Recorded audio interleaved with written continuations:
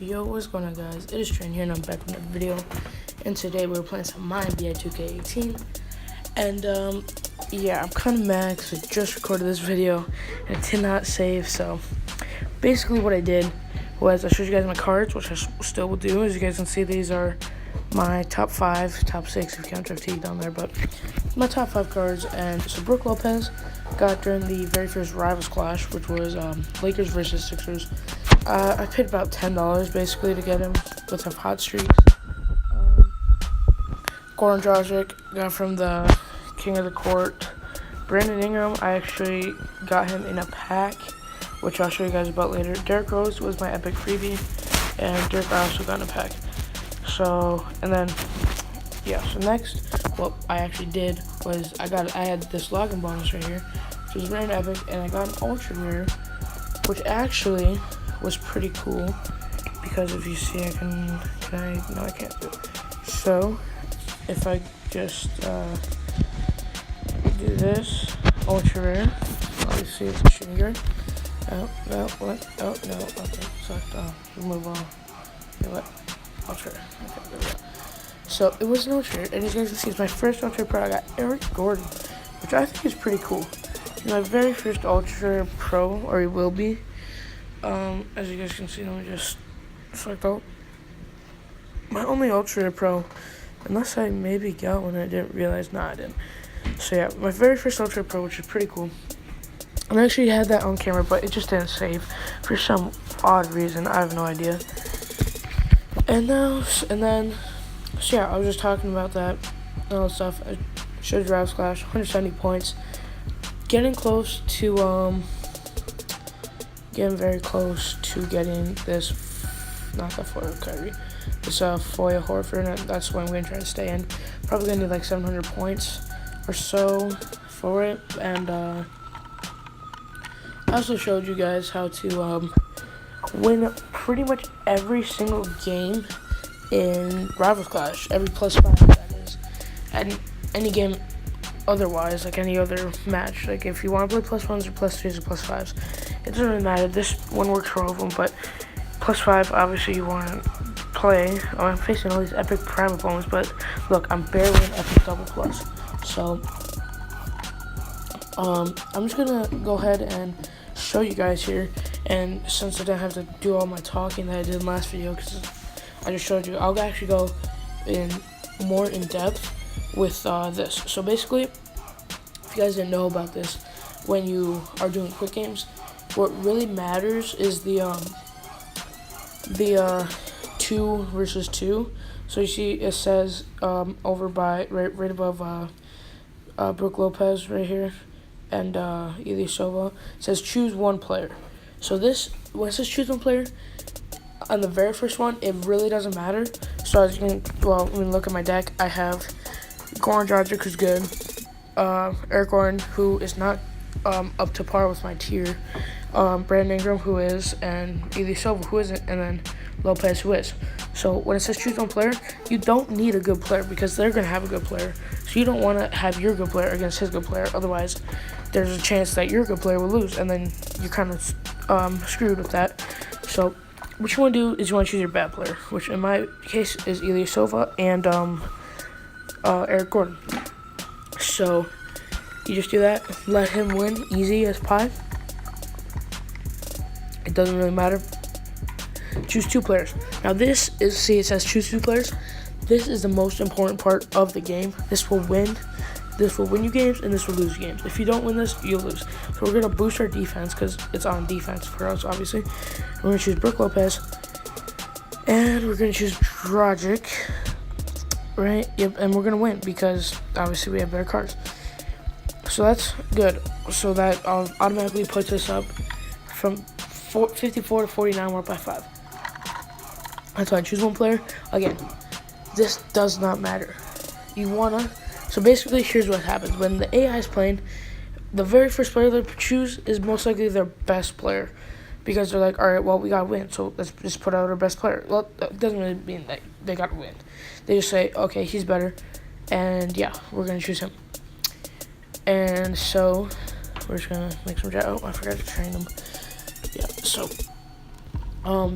So basically, if mine was on auto, the first round was choose one player. Mine would use my Brook Lopez, just because it's the best card I have in my deck. And then it'd use Brandon Ingram. And if it was choose two, it'd probably choose Goran Dragic and Eric Gordon. And then choose Ilya Silva, and then I'd basically lose no matter what. Just because my deck isn't strong, really, for its tier. It has 3 good players and 2 bad players. So basically, if you guys remember from my MYNBA2K18, you could sandbag, basically. And basically, you'd use 2 bad players, and you'd use them for your, actually start in WWE Supercard and use them for your tag team, and then use your other cards to win the match. But this year, it's actually a little easier to use this. And how I actually found this out was just playing by myself. I was just playing, and I'm like, okay, well, I figured out that they needed to be like whatever needed to happen, and I realized, okay, choose 2 players. When you use 2 players, that will decide whether you win or lose. So basically, whenever you're at the start, it says choose one player. Use a bad player, and then it says choose 2 player again. I use my worst good player, if that makes any sense. So out of Lopez, Dragic, and Ingram, Dragic is actually not as good as Ingram, so we'll use Lopez and Dragic, and then so then I'll use Eric Gordon here, just because it doesn't really matter. Then we choose this one, and we're facing an Ultra Pro, and Epic Prime beats an Ultra Pro every single time. And then we win. So basically, the concept of this is to win the 2-player match, and then just wait out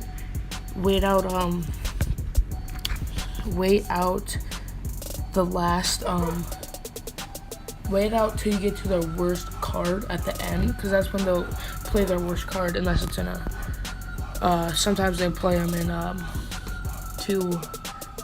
2 players. So okay, here's a different thing. It says choose one player again. I'm gonna choose Eric Gordon because I don't need to win those matches yet. Choose 2 players. I need to win this match. So I'm gonna choose those 2, and we're facing 2 Epic Pros, so we're gonna win. And then choose one player, and I'm coming up against an Epic Pro, so actually I might lose. Yeah, I did. Wow, okay. So that time I actually lost, which kind of sucks, but it's what's going to happen as you're playing this game. You're not going to have a perfect record unless you, cheese the game and, close out when you are about to lose, but I'm not about that. You see, 400, I actually got my 400 win. That's pretty cool. And 182 or 62 losses, but it's just it's kind of annoying because you see I'm an Epic. Just look how close I am down. I'm facing Epic Primes for +5. There we go. This is gonna be an easy win. Epic Primes, as you saw, I did lose because he had 3 Epic Pros. What am I supposed to do? But so here we go. Choose 2 players. I'm gonna choose those 2. We're gonna win. Yeah, we will. We're gonna win, and we're gonna choose Eric Gordon, and I think we should win this last game. I'm gonna get an Ultra Pro. Nope, it's another Epic Prime. Kind of got lucky there, unless it wasn't trained all the way. I couldn't really see it. So we get a win there, and yeah. So basically, it's kind of on luck. Oh, that's another Pro. Oh my God. Let's go. We've gotten 2 Ultra Pros as I'm recording. I should record more. I get so lucky when I record. So we pulled an Eric Gordon to get a Pro. And then I got 2 jobs. Oh my God, let's go. Let's freaking go, guys. That is insane. We're going to put him in right now, actually. But I'm still working on my Eric Gordon, so let me actually train him up with some commons and uncommons. So yeah, that is awesome, dude. I haven't even been playing or getting ultra rares too. That's the thing. And all of a sudden I got that from my 15-day pack, as I showed you guys earlier, I believe. And yeah, so That's actually really lucky. Wow. So now we're gonna have a pro Eric Gordon here and a pro Jonathan Isaac here, which is actually really cool. So let's see, how do I? There we go. Okay, I'm playing epic double plus opponents here.